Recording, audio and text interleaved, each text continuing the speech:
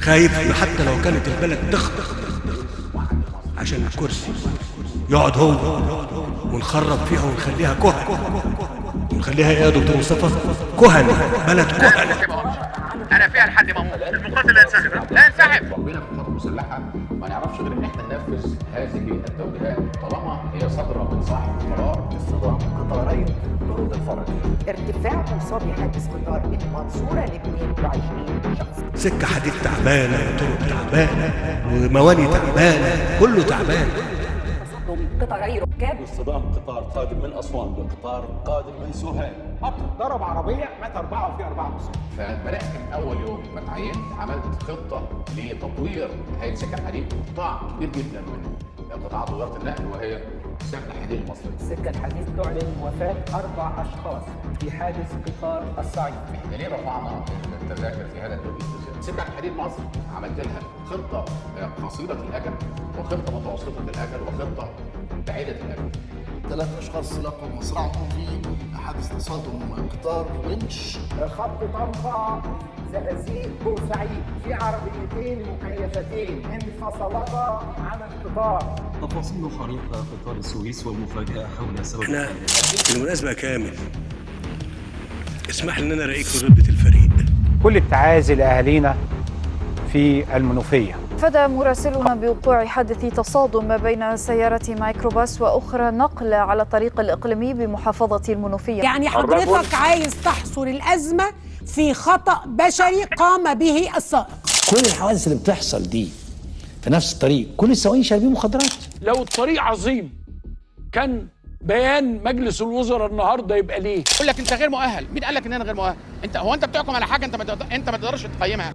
كان قيام السيد كامل وزير بزيارة الطريق يبقى ليه؟ انا بقى وزير او مش وزير، انا فيها لحد ما اموت. هتقول لي ازاي؟ هفضل اشتغل مع زمايلي حتى لو انا مش وزير. بأمارة ايه؟ بأمارة ايه؟ سيادة الوزير وهو معدي النهارده في الطريق حصل حادثة جنبه. احنا ان شاء الله باذن الله هنفضل وراه، هنفضل مع اهالينا ومع ناسنا. نيجي عشان الكرسي يقعد هو ونخرب فيها ونخليها كهن، ونخليها ايه يا دكتور مصطفى؟ كهن، بلد كهن. يعني هو بص عليها كده جنبه، يعني مش بعد ما عدى ولا قبل ما يعدي، ففي مشكله. ما تزعلش من الناس اللي بتهاجمك وبتقول لك كامل وزير وكامل بتزعل. انا بقول لك هعمل لك شبكه طرق في خلال سنه تمسك مصر كده. بس زي ما انا هعمل لك المحور ده، اسمعوا بقى اللي هقول لكم عليه. زي ما انا هعمل لك المحور ده اللي كان بيوفر عليك 100 كيلو غربا او شرقا عشان توصل وتعدي. ازاي ومنين؟ ازاي ده ممكن ومنين ده ممكن؟ لما اجي احط محطه رسوم ما تتضايقش. ما ايه يا فندم؟ ما تتضايقش، ادفع بقى.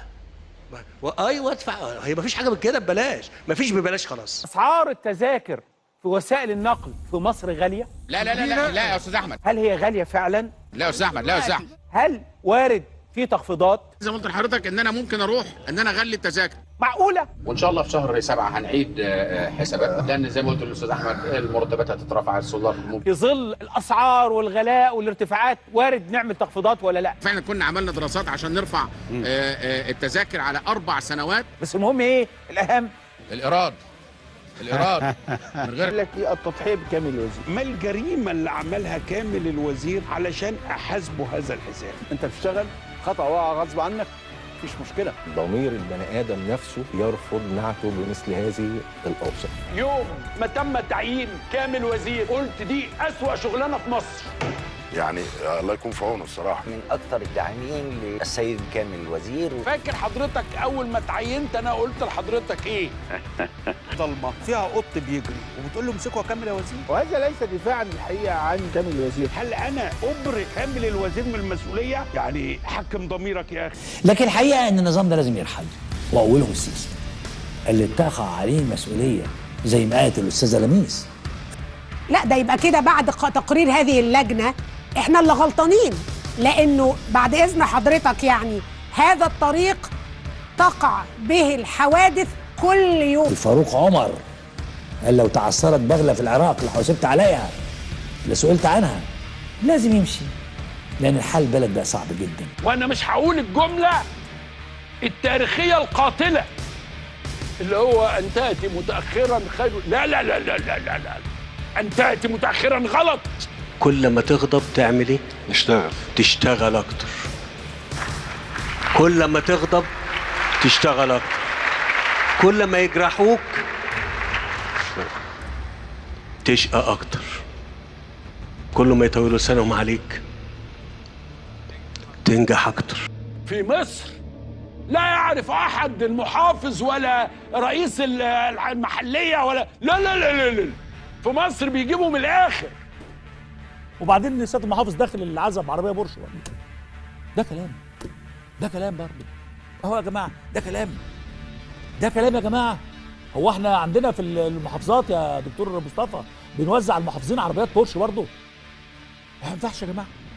لا يعني انا شايف ان ده سوء تقدير سياسي. القوات المسلحه هي اللي بتقود معظم المشروعات الاستراتيجيه، وده ليه؟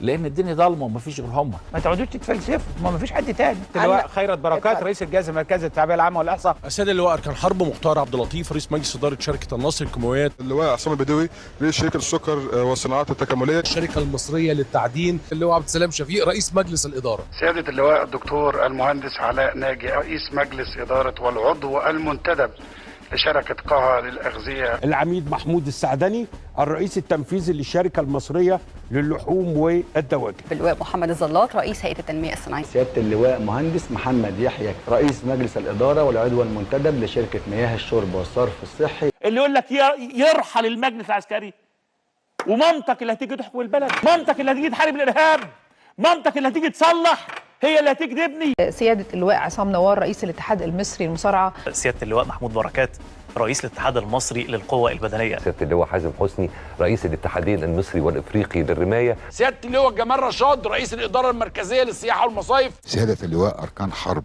المهندس عمرو عبد الوهاب رئيس مجلس الإدارة والعضو المنتدب لشركة تنمية الريف المصري الجديد. لواء دكتور مهندس أحمد فهمي فرج مدير عام شركة العاصمة الإدارية الجديدة. اللواء المحترم جمال عوض رئيس مجلس إدارة الهيئة القومية للتأمين الاجتماعي. سيادة اللواء عبد القادر درويش رئيس المجموعة المصرية للمحطات متعددة الأغراض. اللواء محمود شعراوي وزير التنمية المحلية واللواء خالد عبد العال محافظ القاهرة راحوا سوق العبور. سيادة اللواء أركان حرب تيمور أبو المجد. أهلا بحضرتك معانا يا فندم. أهلا بحضرتك وشرفتينا. أهلا بيك. كلمني بقى عن الشيء العظيم اللي احنا فيه ده. دي 3 مصانع منها مصنع للبسكويت، بالإضافة لسلعة أساسية أخرى هي مصنع للبسكويت المغطس والصب، سلع أساسية أخرى منها مصنع الحلاوة اللي حضرتك مشرفانا فيه دلوقتي، الحلاوة والطحينة. أنا شايفة إنه في 3 أنواع للبسكوت. احنا هنا في منتجات احنا بنستهدف بيها السوق المحلي، استهدفنا كل الفئات العمرية. تمام. اضفنا السنة دي فئات لمجابهة المستورد، منتجات متنوعة عبارة عن ويفر او بسكويت سادة، ووصلنا لعدد 37 منتج حتى الآن. مصر في طريقها إلى أن تصبح مركزا إقليميا للطاقة. مركز للطاقة العالمية في العالم. مركز عالمي لإنتاج الهيدروجين الأخضر. يا شمس مصر هتكون من أكبر الدول المصدرة للهيدروجين الأخضر. أنت دلوقتي مركز لتوزيع الطاقة. ومركز إقليم الطاقة أقصد فيها كهرباء. هنبتدي نصدر كهرباء. نصدر كهرباء، عندنا ربط كهربائي مع عدد من الدول. فأنا الصبح هديهم كهرباء وبالليل هاخد منهم كهرباء. حجم الاقتصاد بتاع القوات المسلحة اتقال 20% و50%. مصانع القوات المسلحة يعني مصنع الأسمنت عارفين الجيش كسبان ومحقق أرباح السنة اللي فاتت من صناعة الأسمنت. طب ده نتمنى. صناعة الأدوية، الإنتاج الحربي دخلت مثلا في البتروكيماويات، شركات إنتاج الحديد والصلب نفس القسم. دخلت في الزراعة، استصلحت أراضي وزرعتها وصدرت منها. مزارع القوات المسلحة أصدر عشان أنا برضو محتاج عملة صعبة. يعني هم بيكسبوا ضعف اللي بيعملوا يا ريت القوات المسلحة كانت تمتلك 50% من اقتصاد مصر. وزارة الإنتاج الحربي أنتجت ثلاجة جديدة، الثلاجة البيضاء الجميلة. إن إحنا بنعمل دلوقتي تطوير وهينزل قريب فرن بمروحة. المراوح والدفايات والديب فريز، الثلاجة والغسالة والكلام ده